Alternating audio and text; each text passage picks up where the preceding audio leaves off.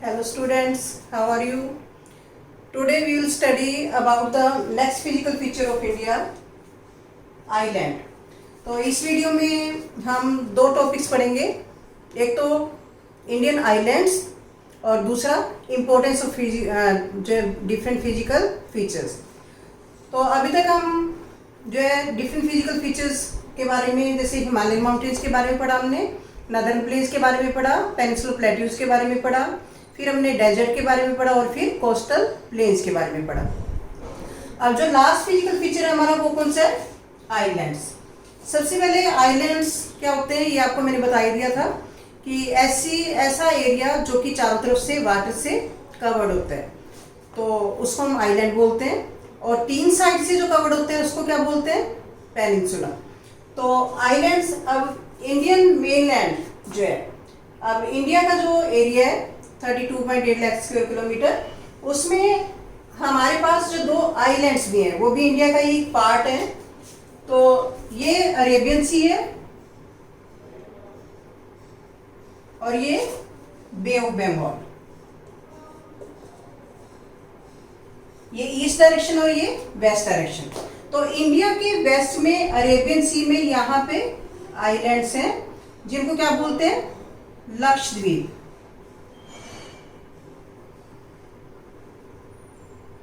ये छोटे छोटे आइलैंड्स का एक ग्रुप है जिसको क्या नाम दिया है? लक्षद्वीप। और इधर जो है ये भी आइलैंड्स का एक ग्रुप है, इसका नाम क्या है? Andaman and Nicobar island. तो ये जो दो आइलैंड्स हैं, लक्षद्वीप आइलैंड्स अरेबियन सी में, और जो अंडमान निकोबार आइलैंड्स हैं बे ऑफ बंगाल में, ये भी इंडिया का ही एक पार्ट है, इंडिया के अंदर ही आते हैं। तो इनके बारे में आज हमने स्टडी करना है। तो सबसे पहले हम लक्षद्वीप आइलैंड्स के बारे में स्टडी करते हैं। लक्षद्वीप आइलैंड्स, तो सबसे पहले तो इसकी सिचुएशन आपको पता चल गई, कहाँ पे लोकेटेड है ये? अरेबियन सी में, और इसकी डायरेक्शन भी आपको पता चल गई, इंडिया के जो है वेस्टर्न पार्ट में ये लोकेटेड है। Group of islands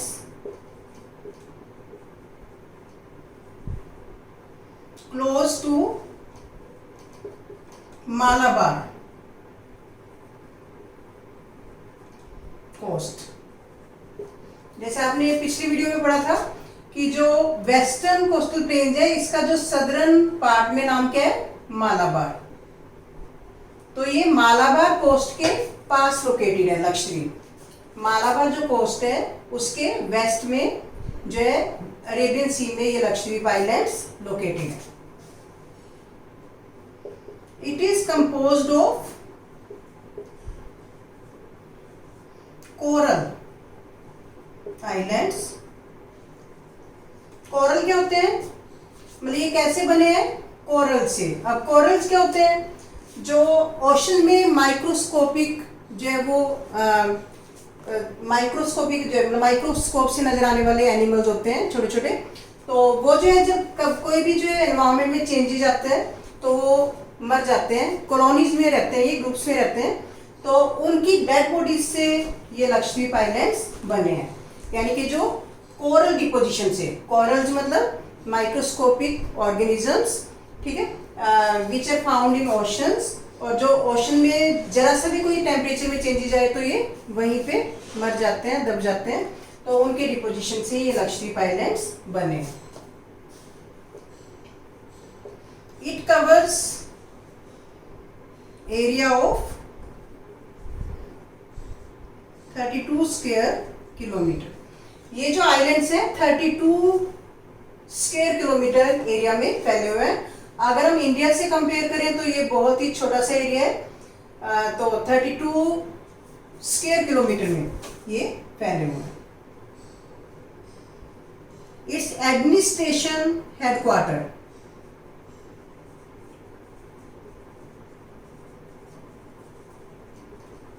is in Kavaratti. ये हमारी जो यूनियन टेरिटरीज है इसकी कैपिटल या एडमिनिस्ट्रेटिव हेडक्वार्टर कौन सा है? कावारती। यानी कि लक्षद्वीप की कैपिटल आपसे पूछे या एडमिनिस्ट्रेटिव जो हेडक्वार्टर पूछे तो आपने क्या बताना है, कावरती, ये इसका हेडक्वार्टर है। And it is rich in flora and fauna. ये जो लक्षद्वीप आइलैंड्स हैं, क्योंकि यहाँ पे ट्रॉपिकल क्लाइमेट है, इक्वेटर इसके बिल्कुल साउथ से जाता है, तो इक्वेटर के पास होने के कारण यहाँ पे टेम्परेचर भी हाई रहते हैं और मॉइस्चर भी मिलता है, यहाँ पे रेनफॉल भी ज़्यादा होती है। तो इसलिए जो लक्षद्वीप आइलैंड्स हैं वो फ्लोरा फोना में यानी कि प्लांट्स और वेजिटेबल जो है यहाँ पे वेजिटेशन है बहुत अच्छी मिलती है।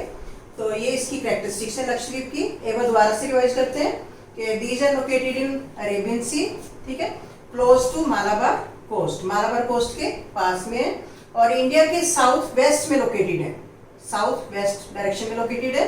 और these are made from coral deposition and these are stretched in 32 square kilometre area और its administrative headquarter is Kavaratti and these islands are rich in flora and fauna. अब नेक्स्ट हम पढ़ते हैं अंडमान निकोबार आइलैंड्स।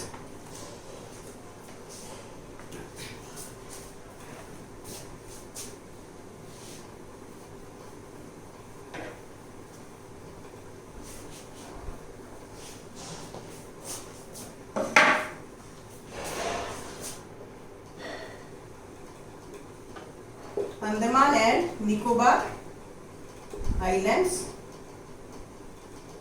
तो सबसे पहले तो इसकी location, these islands are located in bay of Bengal and यहाँ पे कौन सा कोस्ट है, कोरोमंडल कोस्ट, कोरोमंडल कोस्ट के ईस्ट में ये लोकेटेड है। तो सबसे पहले इसकी देखते हैं चेन ऑफ आइलैंड्स। ये चेन ऑफ आइलैंड्स है, मतलब बहुत सारे आइलैंड्स का एक ग्रुप है, चेन है जो नॉर्थ से साउथ तक स्ट्रेच्ड है। और कहाँ पे ये, in bay of Bengal, Bay of Bengal में लोकेटेड है। सेकंड क्या है, divided in 2 categories,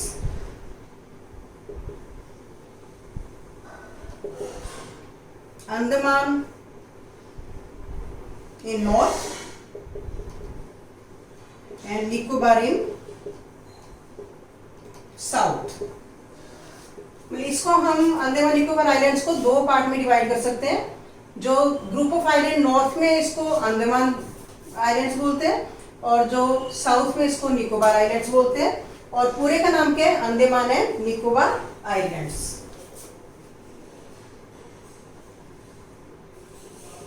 it is elevated portion of submarine mountains।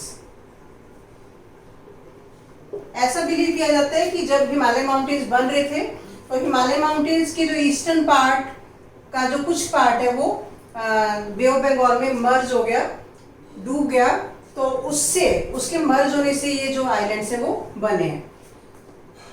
तो ये भी माउंटेन्स का ये एक पार्ट है Andaman Nicobar islands. Port Blair is its headquarter. जैसे इसका जो लक्षद्वीप आइलैंड्स का हेडक्वार्टर था कावारती, तो अंडमान निकोबार जो आइलैंड्स हैं उसका हेडक्वार्टर क्या है, port Blair. It is also rich in flora and fauna।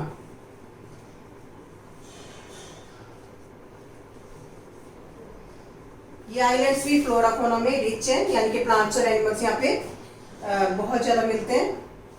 Thick forest है यहाँ पे क्योंकि ये इक्वेटर के पास है, ट्रॉपिकल क्लाइमेट यहाँ पे मिलती है। तो इस तरह से हमने दोनों आइलैंड्स के बारे में पढ़ा।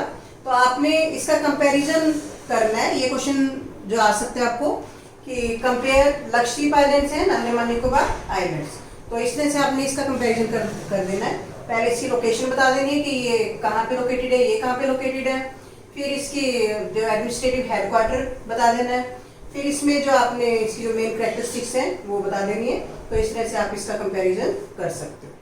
अब नेक्स्ट जो हमने पढ़ना है टॉपिक कि जो हमने इतने फिजिकल फीचर्स पढ़े हैं, हमारे इंडिया में जो इतनी वैरायटी हमने फिजिकल फीचर्स की पढ़ी है, उसकी क्या इम्पोर्टेंस है। अब जैसे मैंने आपको लेसन जो शुरू करने से पहले ही आपको बताया था कि जो इंडिया है उसमें ऑलमोस्ट सारे फिजिकल फीचर्स हमें देखने को मिलते हैं। जैसे आपने अब ये पढ़ा है कि हमारे पास माउंटेन्स भी हैं, प्लेन्स भी हैं, प्लेट्यूज भी हैं, डेजर्ट भी है, कोस्टल प्लेन्स भी हैं और आइलैंड्स भी हैं। तो सभी कंट्रीज में तो ऐसा नहीं होता, किसी के पास कोई फिजिकल फीचर होता है, किसी के पास कोई होता है। तो सबकी अपनी अपनी इम्पोर्टेंस है। हमारे पास सभी तरह के फिजिकल फीचर्स हैं, तो ये एक दूसरे के कॉन्टेम्परेरी हैं, मतलब एक दूसरे की जो ज़रूरतों को पूरा कर सकते हैं। अब किस फिजिकल फीचर की क्या इंपॉर्टेंस है, सबसे पहले हम ये देखते हैं कि जैसे हम माउंटेन्स की बात करें, हिमालयन माउंटेन्स की, तो they are rich in flora and fauna and they are source of water. मतलब जो हिमालयन माउंटेन्स, अब हम क्या पढ़ रहे हैं topic, importance of different physical features.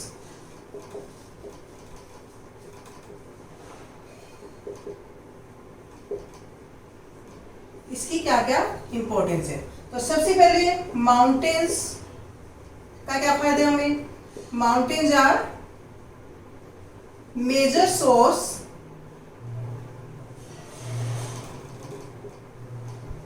Of water and forest wealth. तो माउंटेन जैसे हिमालयन माउंटेन्स हैं, उस पे अगर हम हिमाद्री की बात करें तो ग्लेशियर मिलती है वहाँ पे। तो ग्लेशियर जब मेल्ट होती है तब क्या बनती है, रिवर्स बनती हैं। तो रिवर्स में पूरा साल हमें बहुत ज़्यादा पानी मिलता है। उस पानी को हम सारा साल अपने एग्रीकल्चर में इरिगेशन के लिए यूज़ कर सकते हैं या डिफरेंट पर्पजेज के लिए यूज़ कर सकते हैं। तो जो हिमालयन माउंटेन्स है, मेजर सोर्स ऑफ वाटर, जो पानी की रिक्वायरमेंट्स हैं वो उसको पूरा करता है। उस पर डैम बना के हम इलेक्ट्रिसिटी भी जनरेट कर सकते हैं। और they are rich source of forest wealth. Forest में जो की वेल्थ है, जो फॉरेस्ट से भी हमें कितनी चीज़ें मिलती हैं, तो वहाँ पे थिक फॉरेस्ट भी मिलते हैं हिमालयस में, तो फॉरेस्ट वेल्थ वहाँ से हमें मिलती है। फिर क्या है, northern plains are source of granaries.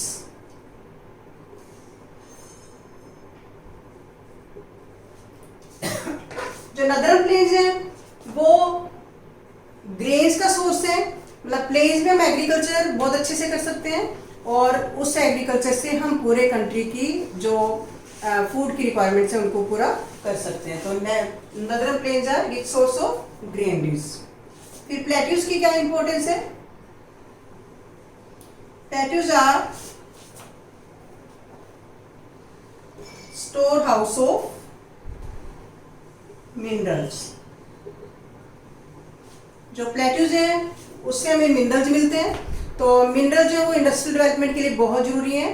तो अगर मिनरल्स नहीं मिलेंगे तो हम इंडस्ट्रियल डेवलपमेंट नहीं कर सकते। तो इसलिए प्लेट्यूज जो है हमें क्या देते हैं, मिनरल्स देते हैं, जिससे हम जो है अपने पूरे कंट्री में इंडस्ट्रीज इस्टेब्लिश कर सकते हैं। एंड कोस्टल रीजन्स की क्या इंपॉर्टेंस है, कोस्टल रीजन्स और जो आइलैंड्स हैं, and islands are sites for fishing and port activities. जो कोस्टल रीजन है, समुद्र के किनारे और जो आइलैंड्स हैं, वहाँ से हम जो है फिशेस जो ऑब्टेन कर सकते हैं। वो फिशेस मतलब जो कोस्टल एरिया के जो स्टेट्स हैं उनका मेन फूड है फिशेस, तो वो मछलियाँ पकड़ के अपनी रोजी रोटी भी कमाते हैं और लोगों के लिए फूड भी प्रोवाइड करते हैं। और जितनी भी पोर्ट एक्टिविटीज़ हैं, जैसे मान लो हमने सी पोर्ट्स बनाने हैं, वहाँ पे शिप्स आके रुकते हैं, हमने एक्सपोर्ट करना है, कुछ इंपोर्ट करना है, तो उसके लिए जो हमारे कोस्टल एरियाज बहुत बेनिफिशियल है। तो इस तरह से हमने देखा कि जो फिजिकल फीचर्स हैं हमारे लिए बहुत ज़्यादा इंपॉर्टेंस रखते हैं, एक दूसरे की जो ज़रूरतों को पूरा करते हैं। अगर प्लेन एरिया नहीं होता तो हम ग्रेन्स नहीं उगा पाते, और अगर प्लेट्यूज नहीं होता तो हमें मिनरल्स नहीं मिलते, और अगर जो हिमालयज नहीं होते तो हमारे कंट्री में बारिश भी नहीं होती और हमें पानी भी नहीं मिलता। तो दो सारे जो है अपनी जगह पे इम्पोर्टेंट है। तो इस तरह से हमारी जो डेवलपमेंट में, इंडिया की डेवलपमेंट में इन फिजिकल फीचर्स का बहुत मेन रोल है। तो इस तरह से हम कह सकते हैं कि these physical features are contemporary to each other. तो यहाँ पे आपका ये लेसन कंप्लीट होता है। इसके क्वेश्चंस आपको मैं दूंगी, वो आपने अपनी कॉपीज में नोट्स बनाने और लर्न करने हैं।